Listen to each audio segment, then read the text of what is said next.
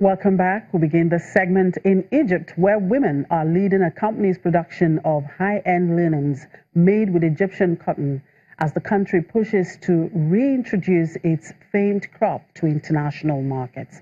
Let's see this. Egyptian and refugee women make up over 90% of the workforce in a local company that has been producing high-end linens for 14 years. Since 2004, the firm has manufactured a wide range of products, including blankets, throws, cushions, tablecloth, and bags. Today, women working in the factory on the outskirts of the capital dominate production lines, from embroidery to sewing station, quality control, and packaging. I really love this place. I feel that something is missing if I take a day off, so I can't stay home. But producing luxury linens needs skillful hands, and Malaika co-founders Margarita Andrande and Goya Galga have set up a training center in the heart of Cairo to teach women embroidery, giving them a job and a stable income. We train people here and then they can take their work home. That way they work from home and are productive because they make money from the comfort of their homes. All they need to do is come here for the training period and then take all the work home. The center, according to Andrande, aims to provide women with opportunities and a way to discover and hone talents they would have otherwise never known they had. People have a talent and you can make a living out of that talent, then you flourish, you bloom.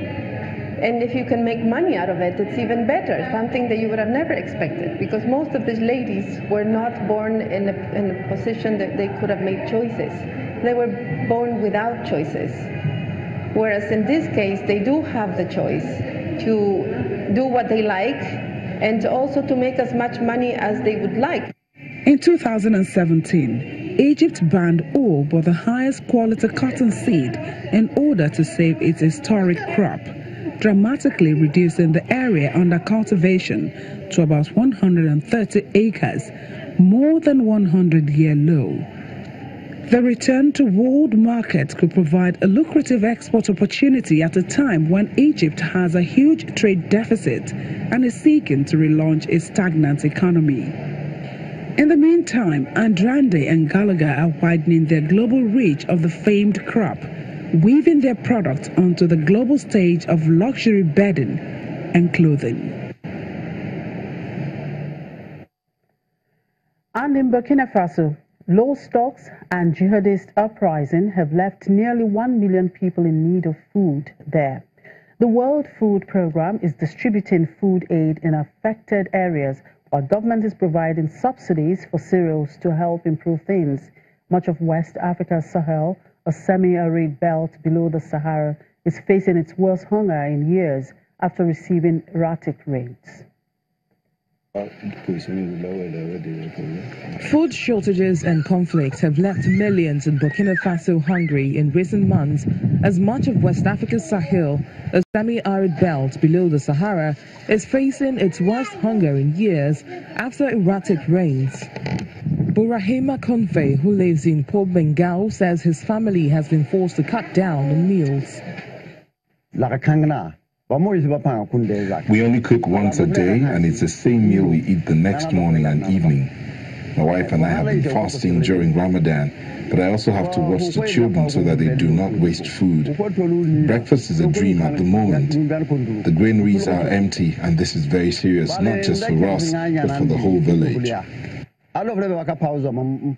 Konfe's granary would normally have some grains this time of the year, but poor rainfall last year has left the country with low food stocks. The dry season, which traditionally lasted from mid-February to June, is increasingly extending into July and August, delaying the start of the much-needed rainfall for planting. At a marketplace in Port Bengal, traders complained that they are having a hard time selling food due to price hikes brought about by food scarcity. The price of cereals has gone up by at least 35 US cents and has almost doubled in some parts of the country. There has been a huge increase in grain prices.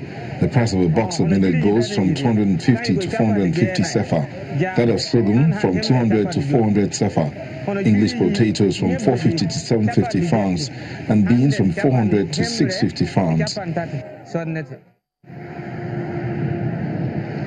To help improve things, the government and its partners have implemented a response plan that allows affected people buy cereals at subsidized prices in selected stores. We can say from the balance sheets that we had a deficit of 477,000 tons compared to last year, or 11.03%. It's still a difficult situation. Faced with this difficult situation, we have made arrangements with the government by putting in place a response plan to ensure that we can solve some of the problems caused by this insecurity. Nearly 1 million people in Burkina Faso are expected to need food aid in the coming months, with 1 in 10 already suffering acute malnutrition in the north. But escalating violence will make it difficult for aid agencies to help in the remote area about 250 kilometers north of the capital, Ouagadougou. And that's a warning from the Red Cross and the United Nations.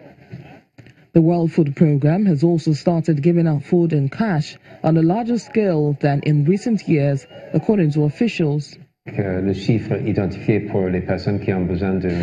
954,000 people identified and in need of emergency support. The government and other partners have mobilized resources. The role of WFP is to feed 603,000 people during the lean period, the hunger period. It means between June, July, August and September. We started this process of distribution a few days ago with the Ministry of Agriculture in the highest priority area, the province of Song, where there is a great lack of food, high levels of malnutrition, an area that is also complicated because of insecurity. Up to 6.8 million people across the Sahel could need food aid by August, and that's according to the United Nations, a 60% increase from the number estimated late last year.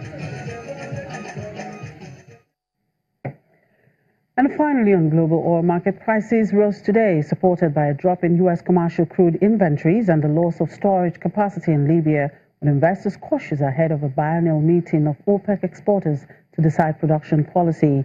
Benchmark Brent crude was up 70 cents at $75.78 a barrel. U.S. light crude was 60 cents higher at $65.67. U.S. crude inventories fell by 3 million barrels to 430.6 million barrels in the week to June 15. Traders say a drop in Libyan supplies due to the collapse of an estimated 400,000 barrel storage tank also helped push up prices.